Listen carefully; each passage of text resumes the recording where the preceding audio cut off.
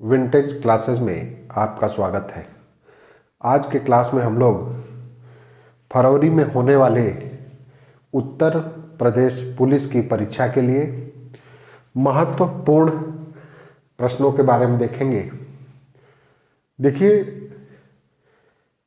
आपके पास जितने प्रश्नों का कोष होगा आप उतने ही सफलता के नज़दीक होंगे। इसलिए परीक्षा से पहले अधिक से अधिक प्रश्नों को हल करना बड़ा जरूरी होता है।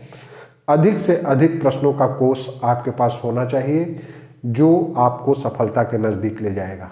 ठीक है, तो आज से हम लोग उत्तर प्रदेश पुलिस भर्ती के लिए बहुत ही इम्पोर्टेंट क्वेश्चन, बहुत ही महत्वपूर्ण क्वेश्चन के संबंध में पढ़ेंगे और इसमें जो पिछले वर्षों में पुलिस की परीक्षा में आए हुए प्रश्न हैं उनका भी हल मिल जाएगा और आगे जो संभावित बहुत ही अधिक जिन प्रश्नों के पूछने की संभावना है उन प्रश्नों के हल को आज हम लोग देखेंगे और इसके कई सीरीज होंगे।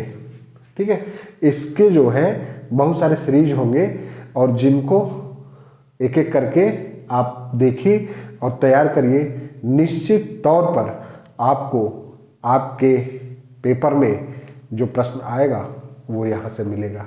ठीक है, तो आइए देखते हैं। आज हम लोग राज्य व्यवस्था से संबंधित जो सामान्य अध्ययन का पेपर है, राज्य व्यवस्था अर्थात संविधान से संबंधित प्रश्नों को हल करेंगे। सबसे पहला जो प्रश्न है वो ये है कि मार्ले मिंटो सुधार का उद्देश्य क्या था। अब इस देखिए, हम प्रश्न जो बता रहे हैं उसमें आंसर एक दो और बताएंगे कि इससे संबंधित क्या पूछा जा सकता है। जैसे मार्ले मिंटो सुधार पूछा तो मार्ले मिंटो सुधार कब हुआ था। ठीक है, तो मार्ले मिंटो सुधार 1909 में हुआ था। ठीक है, अब उसमें क्या था, उसका उद्देश्य क्या था। देखिए, जो महत्वपूर्ण घटना हुई थी मार्ले मिंटो सुधार की वो पृथक निर्वाचन प्रणाली या सांप्रदायिक, देखिए प्रश्न पूछा जा सकता है और विकल्प बदले जा सकते हैं। पृथक निर्वाचन प्रणाली या पूछा जा सकता है कि मुस्लिमों के लिए अलग निर्वाचन प्रणाली की व्यवस्था कब की गई, तो मार्ले मिंटो सुधार में की गई। ठीक है, सांप्रदायिक निर्वाचन प्रणाली की व्यवस्था कब की गई, तो मार्ले मिंटो सुधार में की गई। प्रश्न पूछने का तरीका अलग अलग होगा तो प्रश्न एक ही प्रश्न को कई तरह से पूछ सकता है। ठीक, मॉन्टेग्यू चेम्सफोर्ड सुधार में प्रावधानों का सार क्या था। मतलब मॉन्टेग्यू चेम्सफोर्ड सुधार जो 1919 में हुआ था उसका सार क्या था, उसमें क्या दिया गया था। तो उसमें सबसे महत्वपूर्ण बात थी प्रांतों में दोहरा शासन। देखिए ध्यान रखिएगा, यहाँ हम आपको बता दें कि प्रांतों में दोहरा शासन या द्वैध शासन, ठीक है, द्वैध शासन ये 1919 के माध्यम से मॉन्टेग्यू चेम्सफोर्ड सुधार के माध्यम से किया गया था। और केंद्र में द्वैध शासन की स्थापना भारत शासन अधिनियम 1935 के द्वारा किया गया था। तो केंद्र में 1935 के माध्यम से, प्रांत में 1919 के माध्यम से। ठीक है, भारतीय संविधान को किसने बनाया था। यह प्रश्न देखिए बड़ा कंफ्यूजिंग है, लेकिन अब जैसे आप नहीं पढ़े हैं तो आप कहेंगे संसद या इस तरह का उत्तर दे सकते हैं। तो संविधान सभा ने बनाया था। यह संविधान सभा गठित की गई थी संविधान को बनाने के लिए। ठीक है, भारतीय संविधान को किसने बनाया था, संविधान सभा ने बनाया था। संविधान सभा का अस्थायी अध्यक्ष कौन था। अब देखिए, इसमें प्रश्न पूछा जा सकता है कि संविधान सभा की प्रथम बैठक की अध्यक्षता किसने किया था। संविधान सभा का अस्थायी अध्यक्ष कौन था।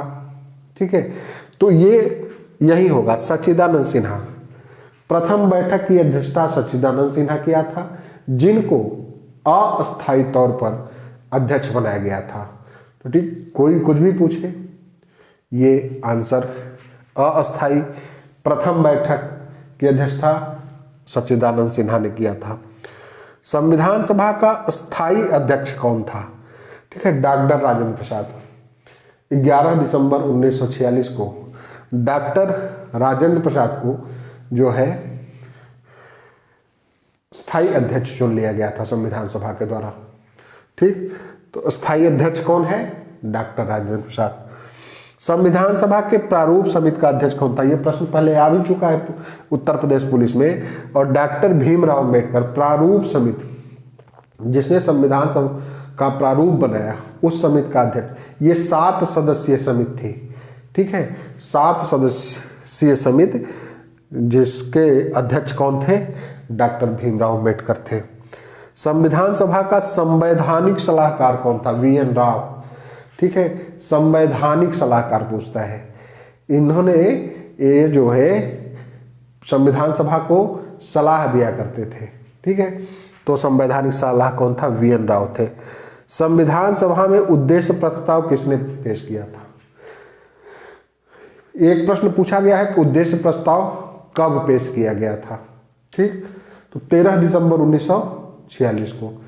9 दिसंबर को पहली बैठक, 11 दिसंबर को स्थायी अध्यक्ष, 13 दिसंबर को जो है उद्देश्य प्रस्ताव को पेश किया गया था। किसने पेश किया था? तो पंडित जवाहरलाल नेहरू ने किया था। संविधान सभा की प्रथम बैठक कब हुई थी? 9 दिसंबर 1946 को। या इसको पूछा जाए कि संविधान सभा का गठन कब हुआ था, तो यही आंसर होगा 9 दिसंबर 1946, क्योंकि प्रथम बैठक को ही उसके गठन का भी दिन माना जाता है। भारत का संविधान कब बना? ठीक है, कब बन के तैयार हुआ? 26 नवंबर 1949 को। कब बना?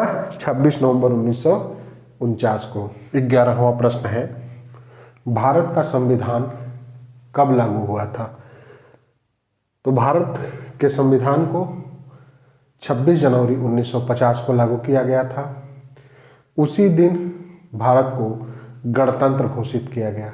ठीक है, 26 नवंबर 1949 को संविधान बना और 26 जनवरी 1950 को लागू हुआ। भारतीय संविधान सभा ने राष्ट्र ध्वज को कब अपनाया था? ठीक है, भारतीय संविधान सभा द्वारा राष्ट्र ध्वज को कब अपनाया गया था? 22 जुलाई 1947 को।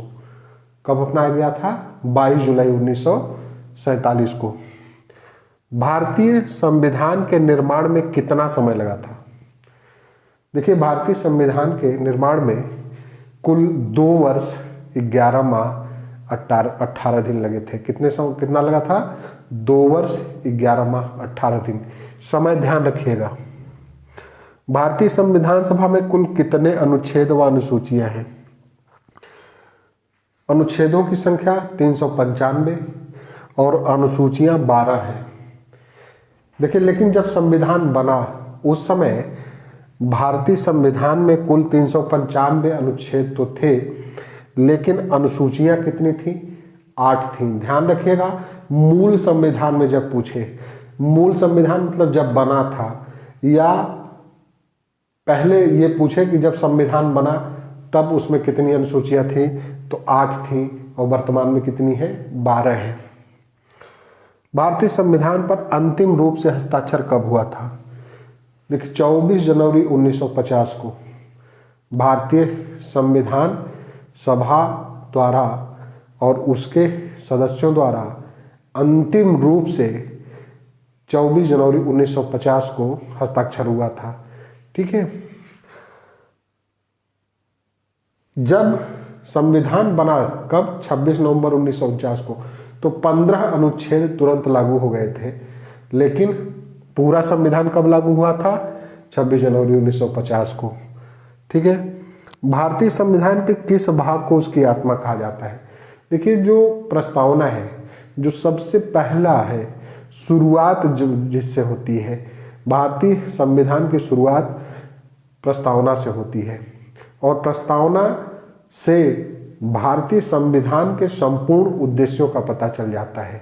यदि आपने प्रस्तावना पढ़ लिया तो हमारे संविधान का उद्देश्य क्या है, हमारे संविधान के निर्माताओं का उद्देश्य क्या था, वह भारत को किस तरह की शासन प्रणाली देना चाहते थे, ठीक है, हमारे भारत को किस रूप में देखना चाहते थे, ये सारा पता चल जाएगा। हमारे संविधान की संपूर्ण विशेषताओं का जो है वर्णन हमारे प्रस्तावना में है, संविधान की प्रस्तावना में है। तो इस तरह से जो है प्रस्तावना को भारत के संविधान की आत्मा कहा जाता है। भारत में लोकप्रिय जन संप्रभुता या जन संप्रभुता है, ठीक है, लोकप्रिय संप्रभुता है क्योंकि संविधान की प्रस्तावना शुरू होती है। देखिए, लोकप्रिय संप्रभुता या जन संप्रभुता, जन संप्रभुता का मतलब यह होता है कि शासन करने की अंतिम शक्ति किसमें है। तो यहाँ भारत में जो है, भारत में शासन की जो अंतिम शक्ति है वो जनता के पास है, जन संप्रभुता है। हमारे यहाँ सबसे अधिक संप्रभु कौन है, सर्वशक्तिशाली कौन है, जनता है, ठीक है। यदि कोई भी सरकार जनता के अनुरूप शासन नहीं करती तो उसे जनता को हटाने का अधिकार है, ठीक है, अपने पावर का प्रयोग करके वह सरकार को बदल सकती है। तो इस तरह से अंतिम रूप से शासन करने की शक्ति, अंतिम रूप से सत्ता किसमें निहित होती है, जनता में है। तो यह बात कहाँ से परिलक्षित होती है, तो हमारे जो संविधान की प्रस्तावना है, प्रस्तावना की जो शुरुआत है वो है हम भारत के लोग। जब आप प्रस्तावना पढ़ेंगे तो उसमें लिखा है कि हम भारत के लोग भारत को एक संपूर्ण प्रभुत्व संपन्न समाजवादी पंथ निरपेक्ष लोकतंत्रात्मक गणराज्य बनाने के लिए ये शुरुआत है। तो इससे यह पता, अंतिम में क्या होता है कि आज दिनांक 26 नवंबर 1949 को इस संविधान को हम अंगीकृत, अधिनियमित और आत्मार्पित करते हैं। हम भारत के लोग अंगीकृत, अधिनियमित और आत्मार्पित करते हैं। तो यह जो भारतीय संविधान के प्रस्तावना की भाषा है, शुरुआत है, अंत है, यह बताती है कि सारी सत्ता किसमें है, जनता में है। तो जन संप्रभुता के सिद्धांत को अपनाया गया है, ठीक है। गणतंत्र होता है, गणतंत्र किसको कहते हैं, गणतंत्र उस देश को कहा जाता है जहां का अध्यक्ष, हेड ऑफ द स्टेट, कौन, अध्यक्ष, head of the state, not head of the government, ठीक है, हेड ऑफ द स्टेट जो है निर्वाचित हो, वंशानुगत ना हो, ठीक है।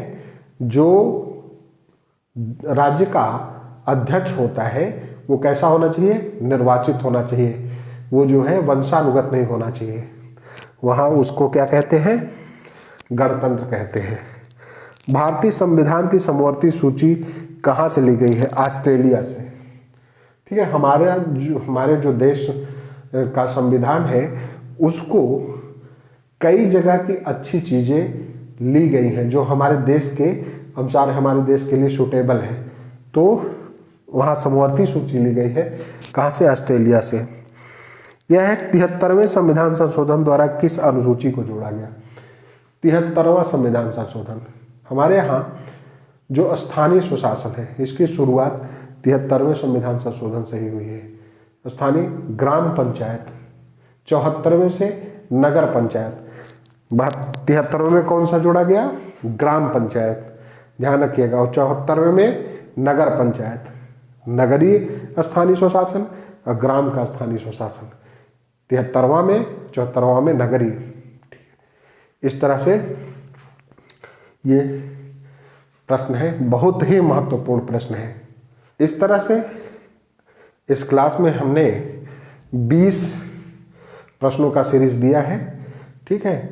और इन को आप बार बार पढ़ेंगे तो आपको याद हो जाएगा और निश्चित तौर पर कहीं न कहीं से प्रश्न फंसना ही फंसना है, आना ही आना है, ये ध्यान रखिएगा।